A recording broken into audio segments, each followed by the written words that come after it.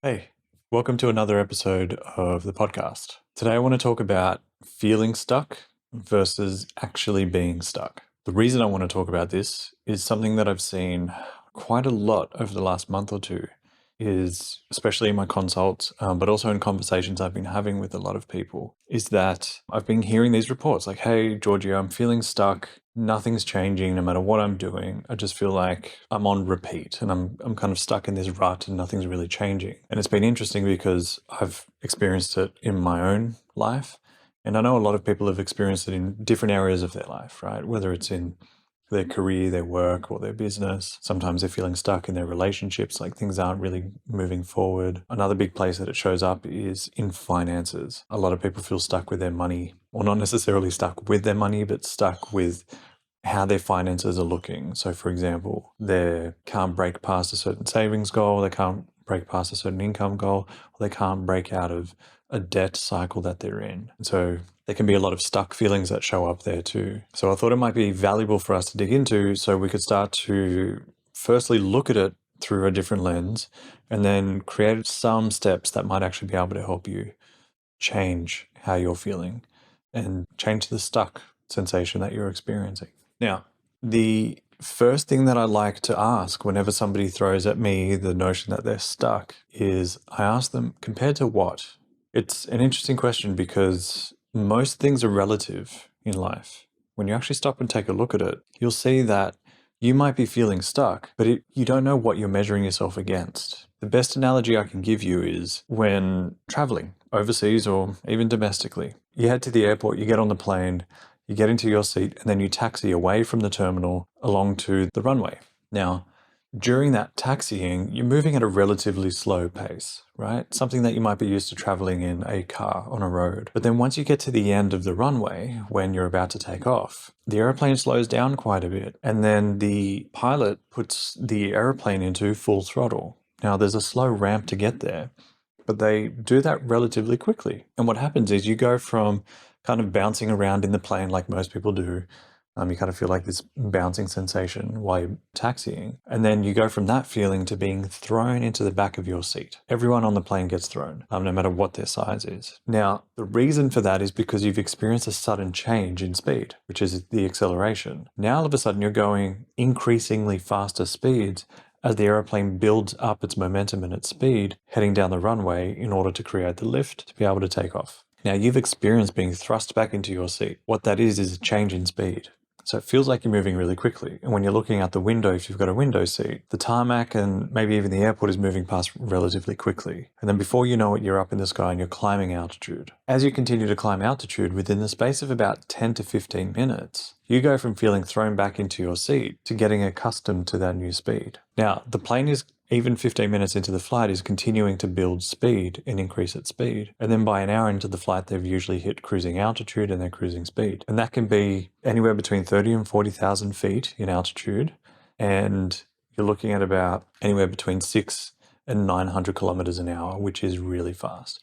For my Americans, that would probably be about, God, testing my math now. I'm going to say about 600 or 700 miles an hour. It's quite fast. Now, here's what's interesting. By the time you get an hour into the flight, especially if it's a long haul flight, you might be checking the clock. How long have we got to go? This feels like it's taking a really long time.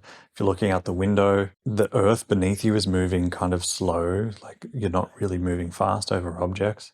So it can feel like you're starting to crawl. Now, at that point, at the cruising speed, you are probably going the fastest you will be going during that flight. Faster than you were when you were on the tarmac, but it feels like you're going at a total crawl. So what's changed? Two things. You've acclimatized, you've adjusted to this new speed. And secondly, what you're measuring your speed against has changed. You're now 35,000 feet up in the air, and you're measuring yourself against what? There's nothing outside your window that you're moving past with great speed, so you're looking down at the earth. You're looking at either the ocean or the land and seeing how long it's taking for you to pass and how fast that's moving beneath you.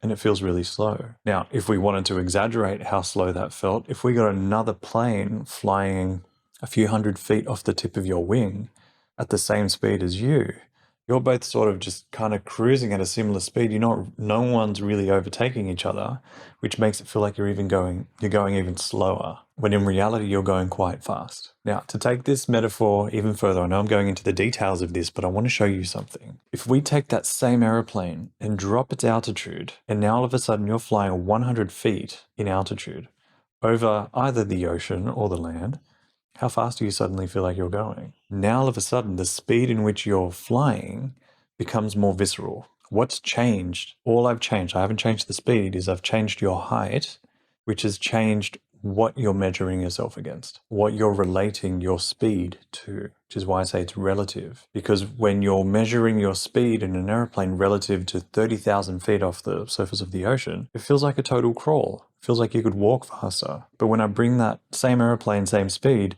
closer to the earth, all of a sudden, everything starts whooshing past and you can feel the speed and you've got a greater sense of the speed. That's what I mean by it's relative. We get stuck in this. Firstly, we acclimatize, and then we get stuck in this thinking of, now I should be going faster. Now that I've acclimatized, things should be going faster. But you're not actually considering how fast you were going, and you usually don't feel that until you start slowing down. So a common experience for this happens a lot on Australian roads when you're doing some of the regional traveling and you're on one of the highways, and then eventually you're passing through a town and the speed limit will change dramatically. It'll drop by 40 or 50%. And now all of a sudden you're going from, for my Aussies, 100, 110 kilometers, and you're dropping down to 80 to 50. It feels like you're going really slow. But 50 kilometers is still quite fast. If you compare 50 kilometers, which is probably about 30 miles an hour, is still quite fast if you compare that to walking speed. But you're not comparing it to walking, you're comparing it to the speed you were just going. That's the relativity piece. So when you're feeling stuck, the first thing you want to ask yourself is, stuck in comparison to what? What are you comparing yourself to? Or who are you comparing yourself to? Now, the answer to that question can sometimes be other people. You might be comparing yourself to someone else, especially on social media. If you're doing the self-comparison game and you're seeing what other people are posting and you feel like you're moving slow in comparison to them, yeah, it's going to feel like crap. If you're comparing yourself to your past self, some kind of progress or achievement you made in the past, that can be tough too. And you might be comparing yourself to a mentor of yours, which is really common. People compare themselves to their mentors a lot, or an industry leader or somebody that they look up to. Here's the challenge with all of these comparisons, is you're missing context, which is a big problem. So if you're comparing yourself to somebody, a friend or someone on Instagram or social media or TikTok or something like that, what you're not factoring in is all of the context that is missing. You might see their achievements and their progress, but you haven't seen their struggle. You haven't seen what they're wrestling with on a daily basis, right? You might be, well, not might be, you most certainly will be missing out on the details of what led them to the achievement. And there may have been numerous failures, lots of struggle, a lot of doubt that they experienced, maybe even moments of anxiety, and yet all you're seeing is the highlight. And this is something that is a sentiment that's shared quite a lot. Social media is mostly people's highlight reels. You're not seeing the behind the scenes stuff of what people are experiencing. So it's important for you to put that context in place. If you're comparing yourself to a mentor, for example, the context you're missing is how much further along in their career or their journey that they might be. This was something I wrestled with years ago, where I was comparing myself to one of my mentors who is 30 years older than me. And I thought, I'm not quite there. I quite haven't achieved what he's achieved. And I feel like I'm behind the ball because he's way ahead of the game. But what I wasn't doing was putting in context how far along his journey was in comparison to mine. The guy is 30 years older than me. Of course, he's going to have a head start. He's got 30 years on me. I can't do anything about that. So it's not a fair comparison. So what I did try to do was I asked him questions and I listened to a lot of stories he shared about what his life and what his existence was at the beginning of his journey when he was a similar age that I was. And I was comparing myself to that past version of him, not where he is now. And what that helped me do was get more context and get a fair measurement of where I am relative to somebody who has now success in their life and has made a lot of achievements, but where they were at the same stage of the journey that I was at the time. So that's important when you're comparing yourself to people who are mentors or industry leaders. You can't compare yourself, if you're only starting, you can't compare to where they are if they're in chapter 20 and you're in chapter 1 or chapter 2. That's just not fair. on you, and it's also not fair on them. Because if you actually stop and think about if you were somebody who had developed a lot of achievement in your life, and then someone came along and started comparing themselves to where you are 20 years down the track, it's almost like they're ignoring and writing off the 20 years you spent creating the achievement and the progress you've made, which anyone who's worked hard and has committed themselves and dedicated themselves to a journey, it's that whole journey that adds the value. So if someone comes along and writes that off, it is kind of frustrating and a little disheartening that somebody can just say, well, I don't really want to focus on that first 20 years that took you to get to this particular accolade or achievement. I want to just look at where you are now and look at that as the success. And for anyone who's been on the journey for a long time, it doesn't work that way. I've been doing this for over 10 years, and people look at me now where I am, and I tell them to put in the context of everything I went through to get here, because all of that actually matters. It contributes to the journey. So that's important to put in context when you're comparing yourself to somebody who is much further along their journey. And lastly, if you're comparing yourself to your past self, again, you are missing the context. There was a client that I was talking to, and she's an entrepreneur. She's got a huge business at the moment. She's doing really well for herself. And she was comparing herself to her past self about 3 years ago, and she was worried that she was going to make all the same decisions, which were going to lead to all the same mistakes, and then end up creating a lot of challenge. And I got her to pause and stop for a sec, because I was like, you're missing a huge amount of context. First and foremost, that was right as the pandemic was starting to kick off. We knew nothing about what was going to happen. Everyone, including the leaders in the organizations that were leading the charge on how the world handles it, had no idea what they were doing. It was everyone was learning moment by moment. So that's an unfair comparison to make, because you didn't know what was going to happen and what was happening. Secondly, you were at the earlier stage of your journey with the current success you have. Experience you have now accumulated over the last 2 years is a lot of information and a lot of data and research that you've experienced that you didn't have at the time. A lot of that information has now influenced the way you operate. You didn't have that to begin with. And also relationships that you have changed as a result. And so when we started to put in context how she was living her life and running her business at the time in comparison to today, it was hard for her to make that same comparison. Whereas this is something a lot of people get stuck in. They compare themselves to their past selves, but they're only comparing a fragment, right? You might only be comparing a fragment of who you were at the time. Another one that I see commonly is people trying to get back to an ideal weight or an ideal physique. If they're in their 40s and they're trying to get back to a weight or physique that they had in their 30s, first thing I do is I ask them to explain to me what their life looked like at that time. Oh, well, I was a bachelor. I was on the dating scene. I wasn't married. I didn't have the 2 kids I've got at the moment. And I didn't have my own business. I was working in a large firm. Like, okay, a lot of your life is dramatically different now. So you can't say, well, I need to look exactly the way I did back then 10 or 15 years ago, or even 10 or 15 months ago, because things have changed so much. You naturally change as you progress. So it's important that you put the context in, because then what that does is, firstly, it changes the way you're measuring yourself, which alleviates a lot of pressure. And secondly, it gets you to focus on the things that do actually move the needle and things that do actually create change. Because when you're focused on the comparison to the past or the comparison to someone else, you're too busy looking at all the other drivers in all the other lanes, and you're not focusing on the lane that you're driving in and the destination you're heading to now, because that's most important at this stage. So it helps you reorient your focus and get back to measuring what actually matters to you now. Because what matters to you now isn't the same thing that mattered to you 10 years ago or 5 years ago, or even 20 years ago, for me to chop and change the numbers in a really strange order, right?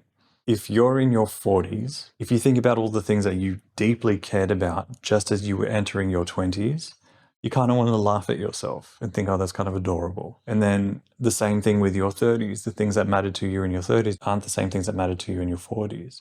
You can also go back to your teenage years, right? All the things that mattered to you as a teenager mean nothing to you now. And the same as a toddler. All the things when you were in elementary or primary school, same thing. Those same things that were deeply important to you, that felt like it was life or death, kind of giggle at the immaturity of it and how much you didn't know at the time.